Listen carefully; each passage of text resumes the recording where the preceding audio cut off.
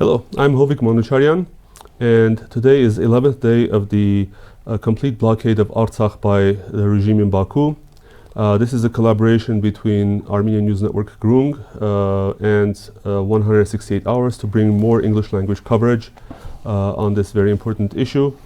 And our guest today is Aram Orbelyan, an international law specialist who is an attorney and managing partner at Concern Dialog, a law firm in Yerevan, and he's PhD in public international law. Mr. Orbelyan lectures at the Academy of Advocates of the Republic of Armenia, as well as the French University of Armenia. And Mr. Orbelyan was also the Minister of Justice of Armenia between 2011 and 2014. Thank you for joining us, Mr. Orbelyan. We have a very long list of questions for you today. Thank you for the invitation. If you don't mind, let's go ahead with Aram. Okay. It would be more convenient to discuss in that way. And thank you for inviting. I believe it's very important to have different language material for dissemination worldwide. Very good. So let's begin with the most recent issues, such as on Monday, the United States Security Council had a meeting at the request of Armenia to discuss the situation around Artsakh and around the Berdzor or Lachin corridor. We heard a lot of statements from different UN Security Council members demanding the reopening of the corridor, some describing the act of a blockade and saying that it contravenes international law, but not specifically naming Azerbaijan. But all what we heard were announcements. We didn't hear about any resolutions or condemnations specifically of Azerbaijan. In general, what tools does the UN Security Council have to compel Azerbaijan or any other actor that in a similar situation to reopen, for instance, the Lachin or Berdzor corridor? Just a small correction, not US, but UN Security Council. Did I say yes? Yeah, it's just a typo. So, very important question. So, we really need to understand what was the meeting about, how it came to life, and what was the basis for having the meeting, convening the meeting, to be able to understand what happened there. Technically, anyone can go to the UN webpage, un.org, look at the Security Council section there, find the agenda, and see that the meeting was convened based on the letter from Aram Orbelyan from September 13th. Everyone, or at least people who are following, can recall that on September 15th there was another meeting where, again, members of the Security Council have raised issues connected to the Azerbaijan aggression against Armenia, or whatever they call it, border incident, etc. So this is a very important element to understand. So technically, the basis for the meeting was following up. So technically, this was a following up meeting after events of 12, 13, 14 of September, which happened on Armenia-Azerbaijani borderline. I wouldn't call it border technically. It's in Armenia we use it shepmangit, so the place of line of contact. Line of contact. So technically. From this perspective, it's very important to understand what does Armenia wants from Security Council, because technically the event was the meeting was convened by request of Armenia. Armenia was party to the meeting because, according to the rules, Armenia and Azerbaijan were called to join the meeting because we are not member of Security Council. Azerbaijan is not a member of Security Council, but both representatives were present. And technically, we are the initiator, so technically we should be requesting something. And for that, everyone again can go to the webpage and download the letter based on which the meeting was convened. And there is a letter from 13th of September from Meher Markarian, that's our ambassador to the UN, which as an annex has a letter from Aram Orbelyan, who is a Minister of Foreign Affairs.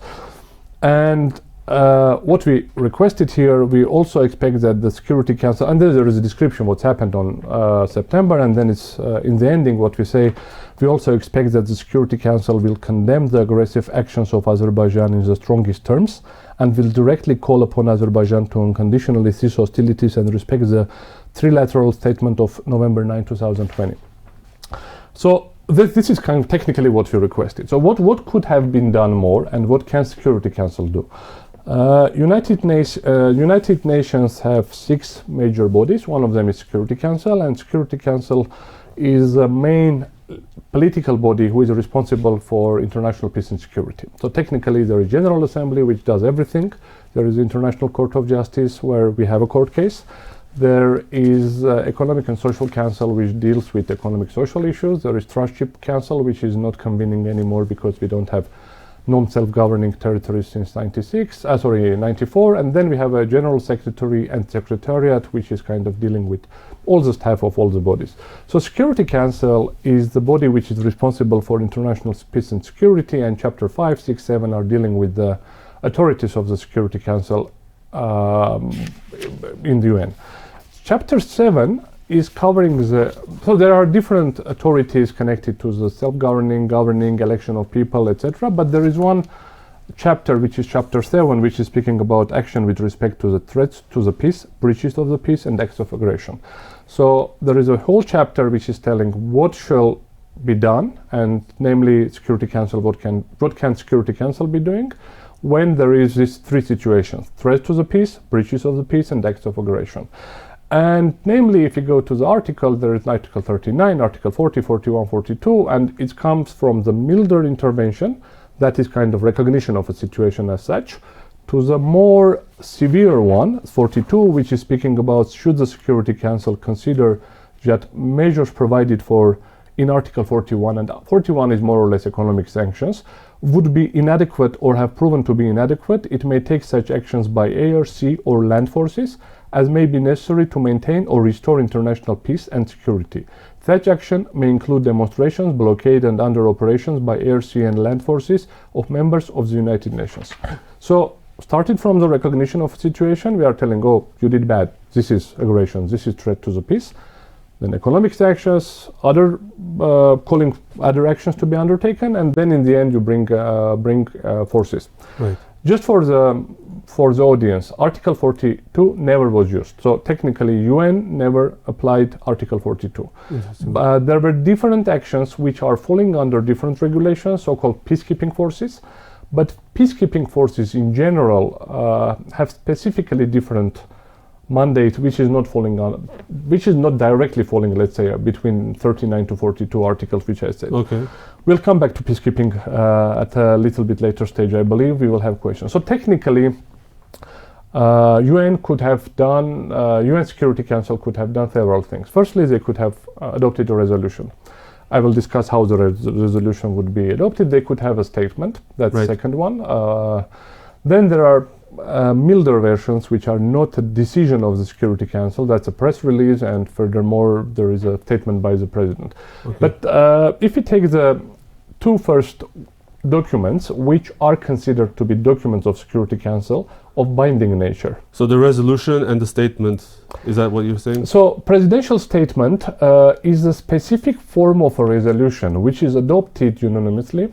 If everyone agrees, so it's kind of has a number S/something, which is considered to be a decision of Security Council as well. It's called statement, but it is a Security Council decision. So only like the first two versions that you talked about, which is the resolution or the presidential statement, would be considered official. Those are the documents which have kind of binding force. Okay. And according to the UN Charter, I think paragraph, just to be sure that I'm citing the correct one, Article,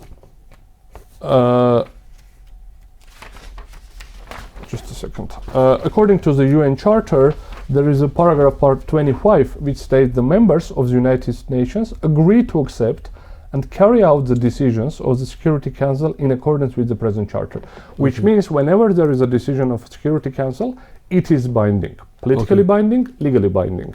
Contrary to, let's say, decision of or resolutions of the General Assembly, which are not legally binding. It has, depending how it's adopted, it has a huge political power, but still it is not binding legal document. Security Council decisions are legally binding. Now, coming back to the topic, according to the rules of procedure, and this is actually provisional rules of procedure, it's never, since establishment of UN, the rules of procedure of Security Council never have been finalized. It's still provisional. That allows to be a little bit flexible, because because it is provisional, Security Council can a little bit deviate from that. Has a specific rules which states that a party which is joining, which is not member of Security Council, but which is joining the Security Council according to Article 37, I believe, has a right to propose a draft resolution. It have to be seconded or proposed by one of the members, but technically there is a possibility to bring in a draft. And any other member of the Security Council can initiate resolution process. We see that this didn't happen. Right. Neither Armenia nor Azerbaijan nor any of the members of Security Council initiated the process of the adopting of Security Council resolution. So now Armenia could have done it. There are two possibilities why Armenia didn't do it. Firstly, maybe politically we understood it will not pass. Right. Secondly, we didn't do it because we didn't want it, for different reasons.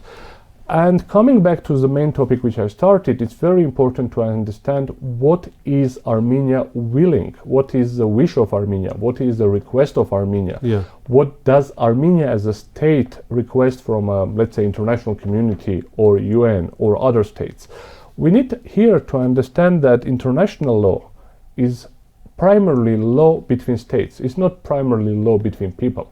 Of course, international law, international human rights has very big implication on day-to-day life of people. So as a person, when I go to court, I'm citing European Court of Human Rights decisions. Right. Or I'm citing ICCPR, the International Covenant of Political and Civil Rights, or any other document. But this is kind of part of the national law. Whenever I go to court, I use it. Yes. Whenever we speak about international diplomacy, whenever we speak about international relations, whenever we speak about UN, Security Council, international peace, international threat to the international peace, aggression, etc., we are using a law which is developed and implemented between the states as collective actors.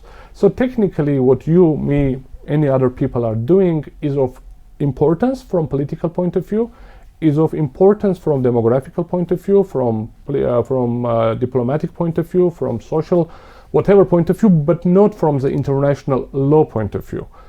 Who is acting on behalf of the states? Technically, those are people who are, by their constitutions, right, given power to do it. Usually, it's considered to be three people: head of state, head of government, minister of foreign affairs. We can call it different ways. It can be president, king, prime minister, chancellor, whatever you can call it, and Minister of Foreign Affairs, State Secretary. So those three tasks, so those three people kind of are deemed to be people who are representing a state as a collective state. So those three people are responsible to represent state, and they are those people who are giving also authority, power for ambassadors, heads of missions to be representing us in different international relations. So technically, we need to come back and understand what is request of Armenia, and that is where I see the biggest problem. Yes. From the documents which I read, from the document which I follow, from the documents, statements, etc., which I see, I mean internal documents, I see that the government coming to the Artsakh issue is not telling, okay, you recognize self-determination of Artsakh, you recognize independence of Artsakh, you recognize interim whatever status of Artsakh before we finalize self-determination. They never speak about statehood of Artsakh.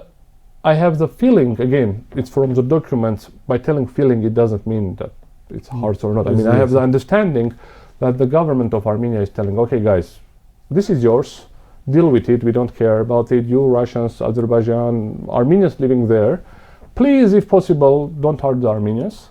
Yeah. And please just don't do genocide. And then, if possible, please go away from our territory, which is our because we believe it's our, right? I mean, September events.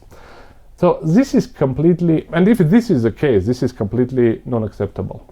We need to understand that there is quite a lot of international jurisprudence which would be assisting us to recognize Artsakh, which would be assisting us to recognize Armenian territory, which would be beneficial for Armenia whenever we would be speaking about delimitation, demarcation of Armenian-Azerbaijani border, which would be very beneficial when we would be speaking about human rights issues, etc. So this is a topic which we will be covering now, but this is very important element, and we need to look at this jurisprudence. We need to protect the rights and interests of Republic of Armenia, Republic of Artsakh. This is also very important because, please. So let me just to remind our viewers and listeners, the official stance of the current, de facto authorities of Armenia seems to be that, they are open to not mentioning the status of Artsakh, at least in the final peace agreement between Azerbaijan and Armenia. And they said, they may sign it without such. And, at least from their public gesturing, it can be deduced that the status of Artsakh is not important. And as you mentioned, the letter that which was used to initiate this meeting, it cited the events of September 13, 14, I guess, and not specifically concerned about the conflict in the corridor in November 9/10. Yeah, is that what you're saying?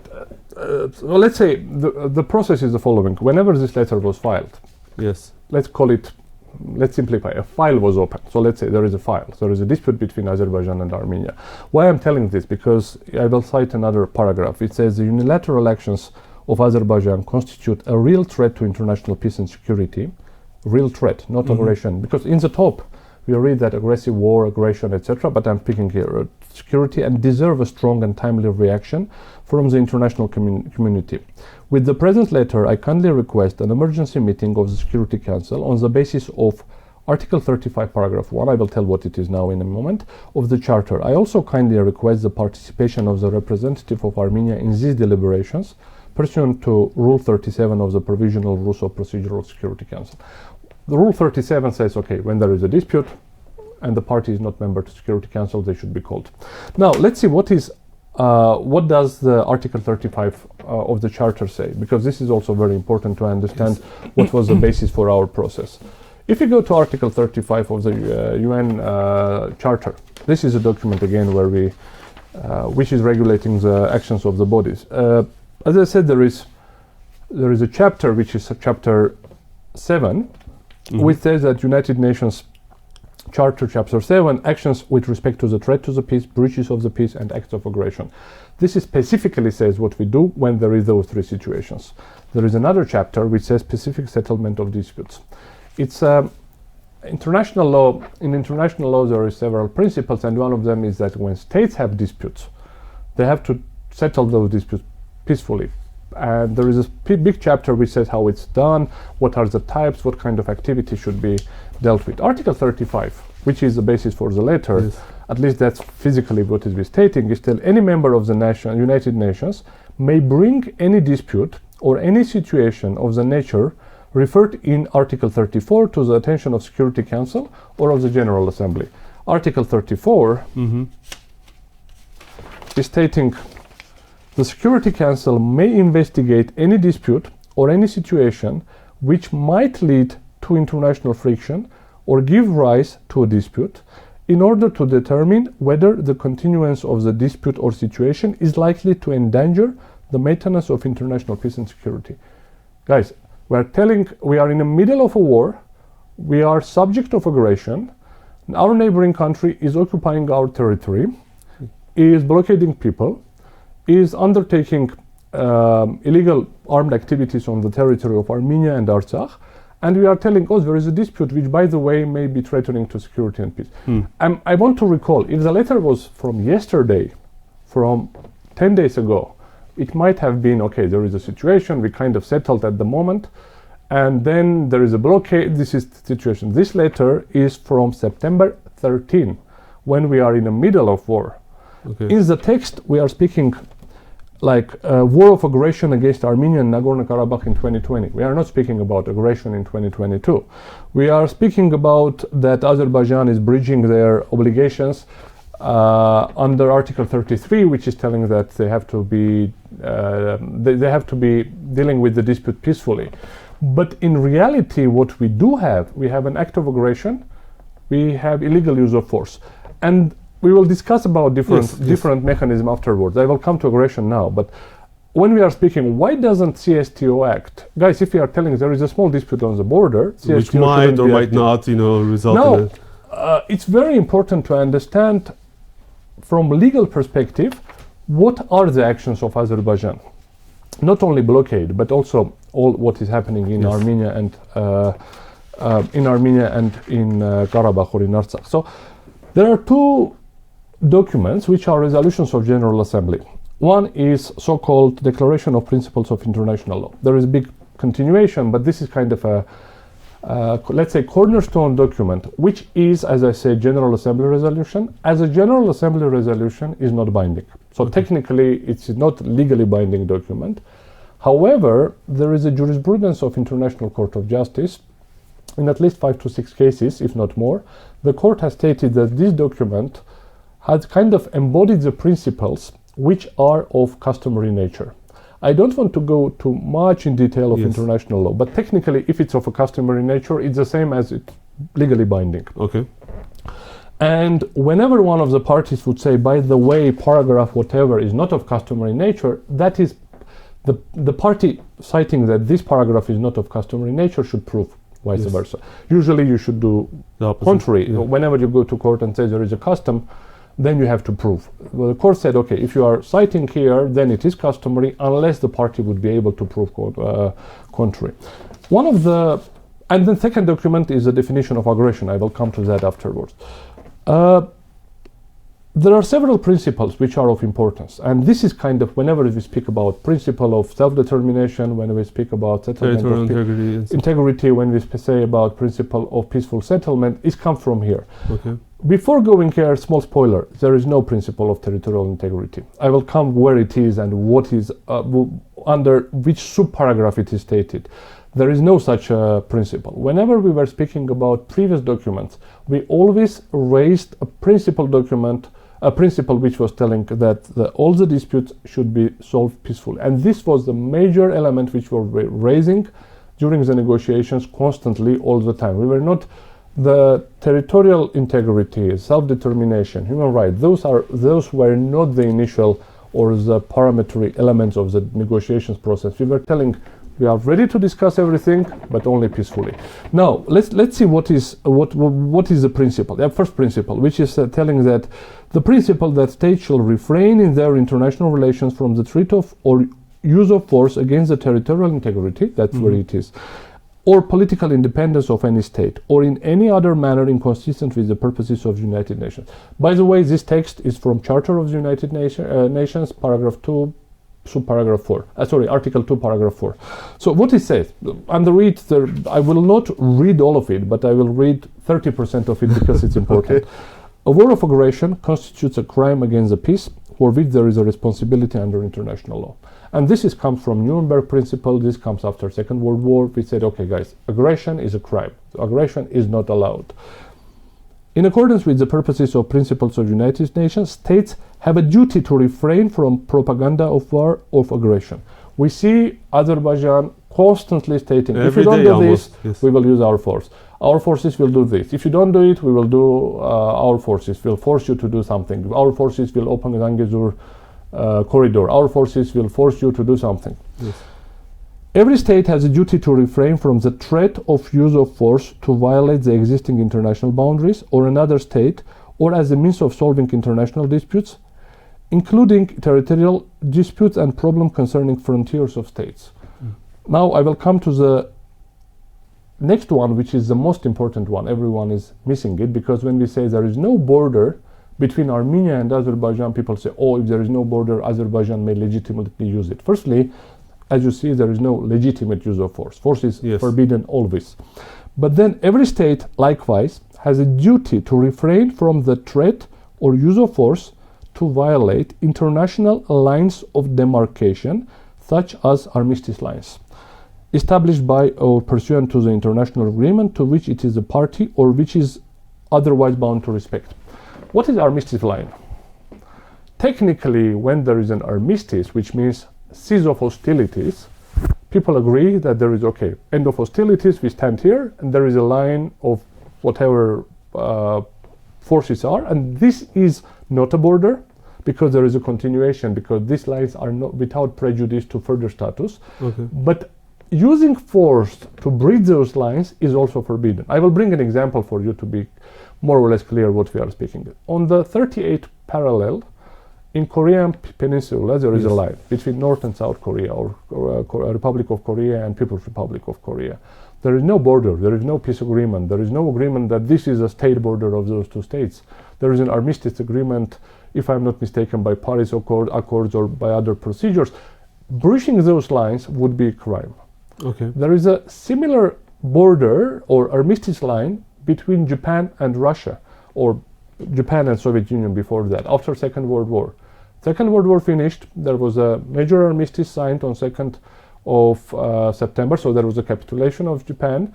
There is no peace treaty, and Japan believes that Kuril Islands, Northern Kuril Islands, and part of the Sakhalin are Japanese territory. Russia believes it's Russian territory. Neither of the parties, so let's say if Japan decides to, let's call it, free its historical territory, it will fall under this line. Now coming back to our situation. 1994, 12th of May, there was an agreement between three parties. Nagorno-Karabakh, at that stage Republic, Azerbaijani Republic, and Republic of Armenia.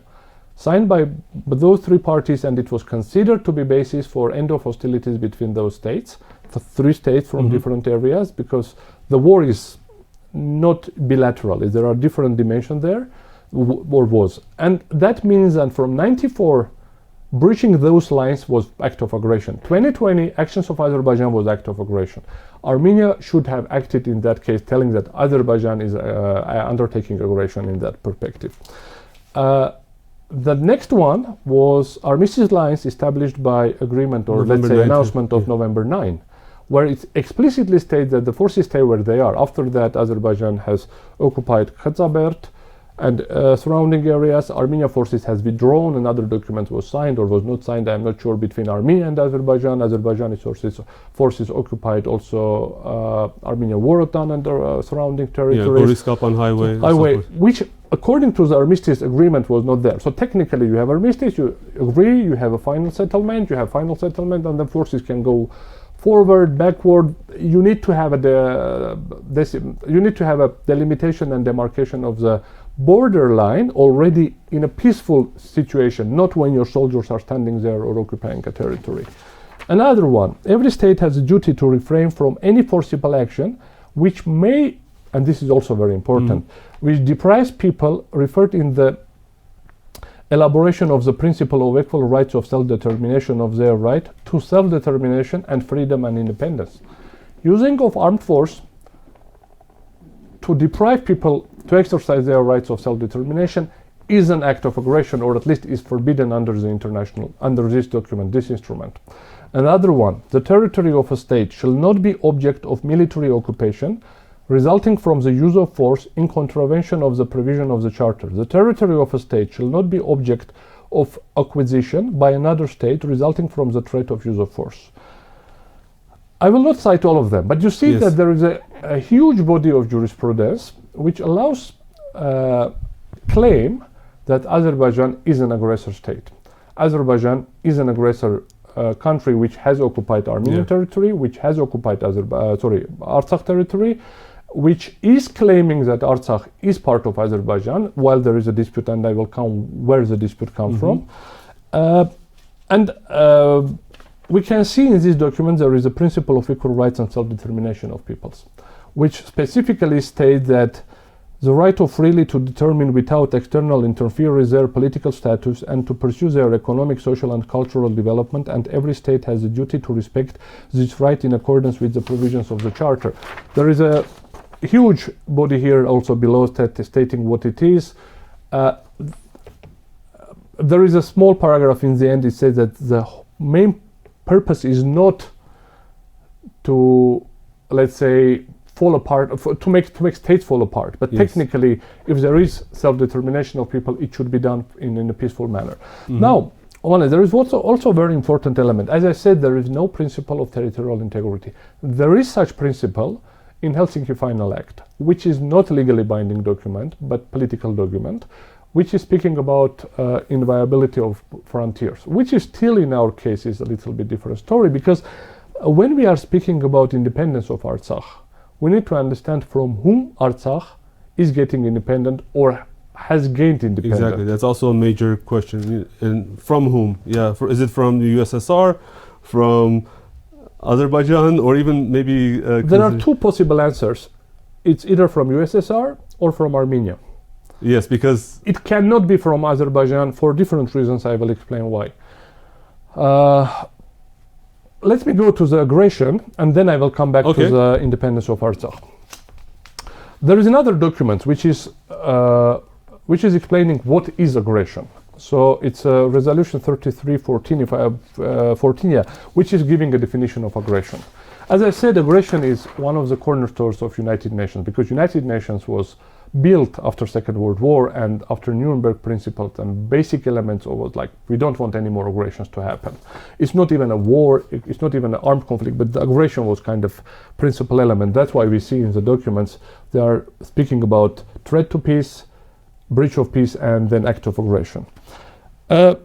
It's also very important to understand if we don't have border delimitation between Azerbaijan and Armenia, could Azerbaijan be an aggressor state? So technically Azerbaijan is telling, oh, this is not your territory is somewhere there. Would he still be an aggressor or not?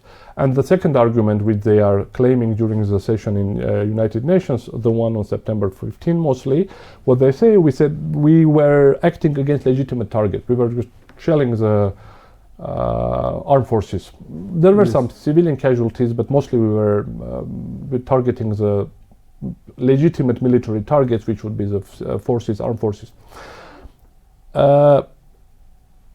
So let's go to several elements. Paragraph 1, and then they said, okay, we are adopting what is aggression. Paragraph 1, aggression is the use of armed forces by a state against the sovereignty, territorial integrity, or political independence of another state, or in any other manner inconsistent with the Charter of United States, Nations as set out in the definition. And then what is very important, it is so in the definition in the term state, as stated, they're given an explanatory note. It's written, is used without prejudice to the question of recognition or to whether a state is a member to the United States and the nations. So what says, you recognize, you don't recognize, it's a member of UN, it's not a member of UN. Use of armed forces against a state is an aggression. This is one thing. Second one, the first use of armed forces by a state in contravention of the Charter shall constitute prima facie evidence of an act of aggression, although Security Council may decide it's not an aggression.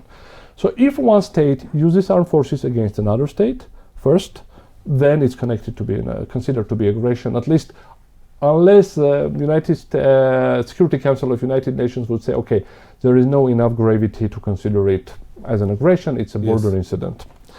Another one, which is also very important, the invasion or attack by the armed forces of a state of a territory of another state, or any military occupation, whatever, however temporary, resulting from such invasion or attack, or any annexation by the use of force of the territory of another state, or part thereof, is an aggression. Bombardment by an armed forces of a state against the territory of another state, or the use of any weapon by a state against the territory of another state is an act of aggression. Any attack, and this is also most likely even the most important one, an attack by armed forces of a state on the land, sea or air forces or marine and air fleet of another state. So if you have air forces, we don't have marines, but if you have land forces and armed forces of one state is attacking the armed forces of another state, this is an aggression. Yeah. So technically... So based on Azerbaijan's own reasoning... is an aggression. Yes. So here, and then there is a kind of description, just to be very frank and to be very fair, it still doesn't mean of self-determination is not applicable. So whenever there is a discrepancy who started first, then it might be questionable who is the aggressor. But then if you have a self-defense under Article 51, you need to understand if it was proportional to the purposes. So there is quite a lot of issues to be discussed. But now coming back to the situation, we have a situation around all Armenia, Artsakh, Azerbaijan. We have a dispute between Armenia and Azerbaijan at the moment, because technically there is a land which Armenia claimed to be Armenian land. Yes. And I will bring a very specific example, and Azerbaijan claims it to be Azerbaijani land. That means we have a territorial dispute. We are afraid to telling that. But that's not an Artsakh issue. We have a territorial dispute between Azerbaijan and Armenia. This should be settled peacefully, because there is a person who has a deed of property of a house in Shurnukh. Yes. I'm just bringing as an example. And the government of Armenia has given that deed. And now government of Armenia kind of say that this might be not Armenia. Let's say, technically, because I'm not going even to the other territories, other claims. We are telling that there is a place where a person has a deed from Armenian government which considered to be Armenian territory. Now Azerbaijan is claiming it to be Azerbaijani territory. This is a clear territorial dispute, and Azerbaijan is solving this territorial dispute by use of force. So because people came in to someone's house, at least that's what the information is there, said, listen, if you don't go out, we'll take you hostage or we'll kill you. Person get out, and the Azerbaijani soldiers headquartered there. This is one dimension which is to be discussed. And that's also Vorotan or Goris Kapan's road. Goris Kapan road was built by Armenian funds, I mean Soviet Armenia, yes. It was always under Soviet Armenian control. Soviet Armenian so-called GAI, the police was patrolling there. Soviet Armenia was undertaking all the activity there.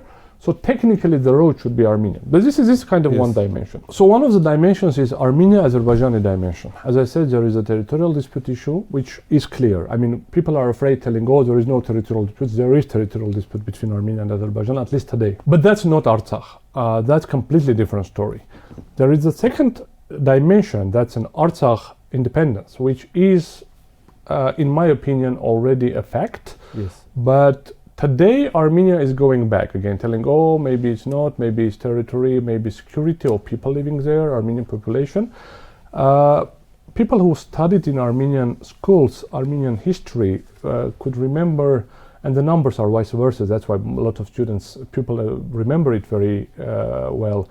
So there were two main conferences with Ottoman Turkey, and then there was Article 16 and Article 61. Article 61 in Berlin completely came back from the Article 16 of, if I'm not mistaken, San Stefano, or one of the conventions or agreements where Armenians were given self-government, and then they say, oh, there is a population of Christians, Armenians should be kind of followed, etc. So we are kind of in the same trap situation. We need to really understand what happened in 91. In 91, Soviet Union collapsed. And in 91, some states appeared on the territory of Soviet Union. In 91, some states claimed their independence. And then we need to look at, okay, Azerbaijan proclaimed their independence, Armenia proclaimed their independence, let's say Soviet Russia or Russia proclaimed their independence, and all other countries. It's not clear under which logic we should decide that, let's say, Soviet Armenia became independent Armenia. From international point of view, and that's also very important, we need to set back a little bit from cultural, let's say, day-to-day understanding of Soviet Armenia. From international law perspective, there was one subject of international law, and that was Union of Soviet Socialistic Republic, USSR or Soviet Union. And that was the only party. They were member of Security Council. Still, there were like Belarus and Ukraine had also representatives in UN. It was very kind of strange situation, but let's say Armenia didn't have. So technically, we had one country with 3 members to General Assembly and one permanent member in Security Council. Soviet Union was signing international treaties. Neither of the republic had international status to sign international treaties of cooperation or whatever. So Soviet Union was the subject of international law, was the country which was participating in international relations. Then this country kind of disappeared at one moment, and instead of this country, new countries appeared.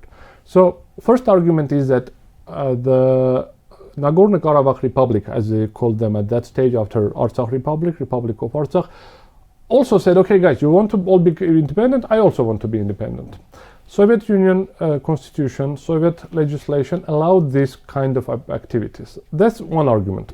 Second argument is that Artsakh... So just to reiterate, even if Nagorno-Karabakh or Artsakh was an autonomous republic of Azerbaijan, the Soviet constitution gave... of Azerbaijan Soviet Republic, yes, which is not a republic. So I mean, it's very confusing. But let's say, let's take United States. We have 50 states, and let's say one day they come together and say, just we want to dissolve. We don't want to be a big country. We want to be smaller countries.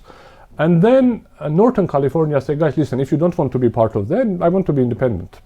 Then the Southern California would come and say, no, you can't be independent because the California became independent.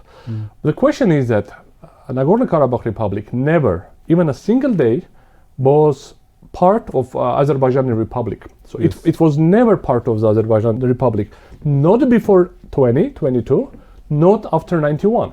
Yes. So it can be that all together come together and then they dissolve, but after the dissolution, it happened that Artsakh became part of the Azerbaijan. Okay. Artsakh was not part of Azerbaijan in 18, 19, 20, 21. In Soviet, it was part, but it was again one big state. After dissolution, it was not part of the Azerbaijan. So there is a principle which says that principle of equal rights and self-determination of people. Right. It's very important. Nothing in the foregoing paragraphs shall be construed as authorization or encouraging any action which would dismember or impair totally or in part the territorial integrity or political unity of sovereign and independent states conducting themselves. And I will put a small pause here, I will continue. What Azerbaijan says, oh, you want to self-determine, if possible, maybe you will be some autonomy. Now they say no autonomy, I will protect all my citizens in full. Now let's continue here. In political unity of sovereign and independent states conducting themselves in compliance with the principle of equal rights and self-determination of people, as described above, and thus possessed of a government representing the whole people belonging to the territory without distinction as to race, creed, or color. People are speaking about separation for protection or separation for to save the people. Yeah, this is salvation, whatever we call it. So this is a principle which is very questionable. But what I'm telling the following: there is a racist country which called Azerbaijan. And now we have a case in International Court of Justice stating that Azerbaijan is a racist country.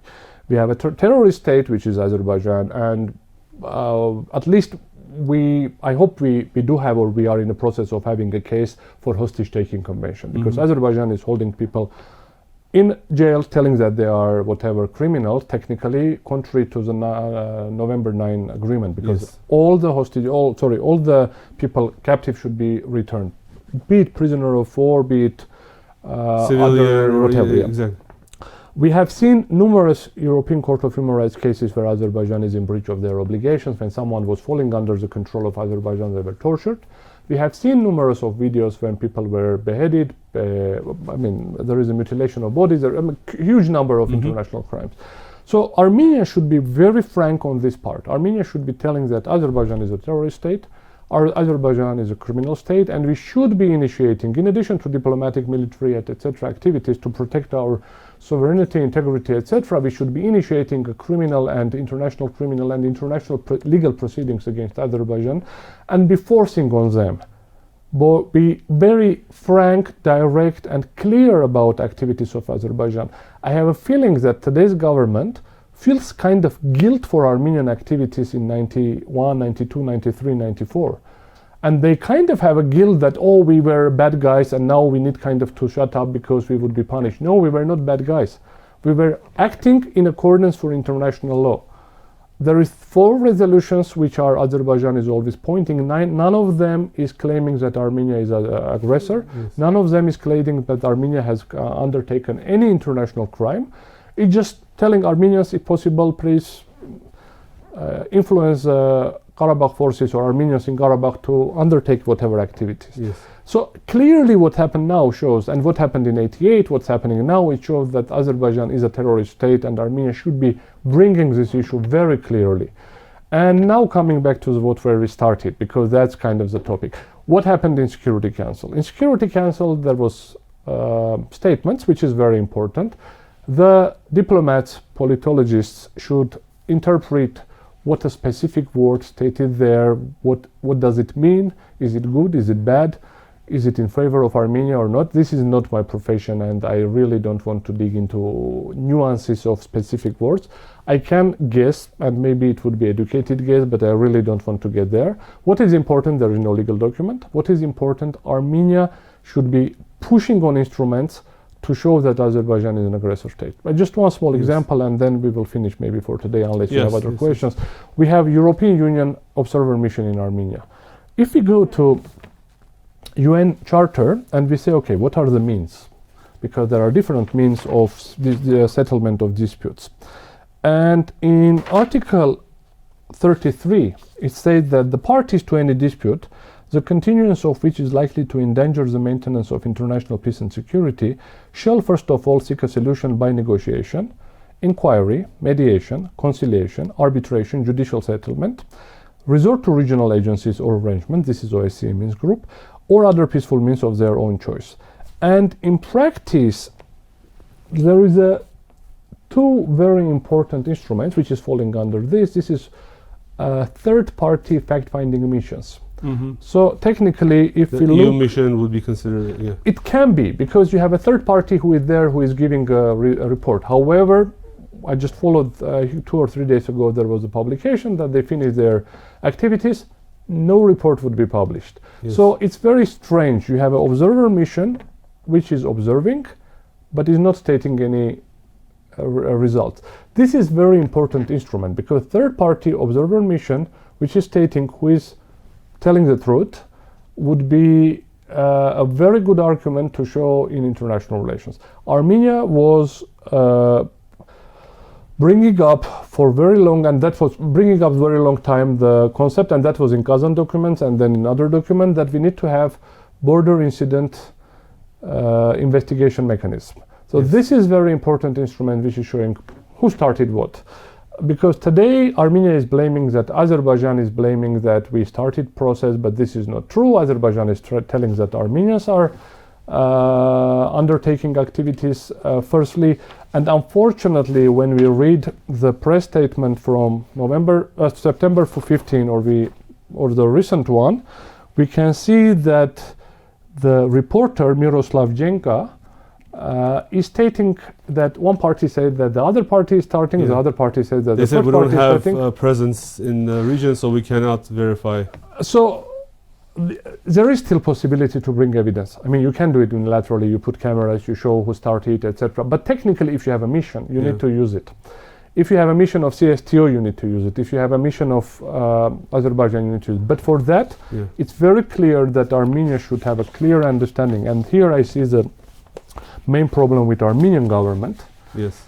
as a main responsible, as a citizen of Armenia at least, main responsible of not bringing up proper arguments, proper claims, proper requests to international actors to be able to protect the Armenian territorial integrity, Armenian sovereignty, Armenian rights of Armenian people.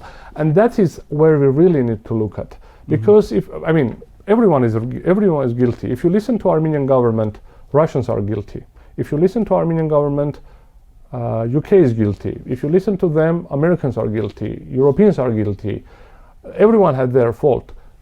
You won't listen that Azerbaijan has fault, Turkey Yes. has fault, and Armenia has fault.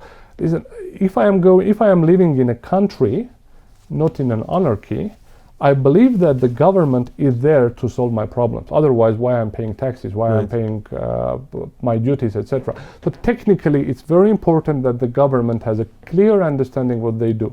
The elections of 21 were stating that government would have some position on Karabakh, on Armenia topics, but unfortunately, we don't see government following that, even that minimum standard which they set for themselves. So from that perspective, coming back, I think that international law, coupled with international diplomacy, economic diplomacy, social diplomacy, using diaspora possibilities, gives us a huge possibility to Yes. gain our legitimate rights. I'm not telling that we need to get something which is not ours, Yes. but this gives us a possibility to get a lot.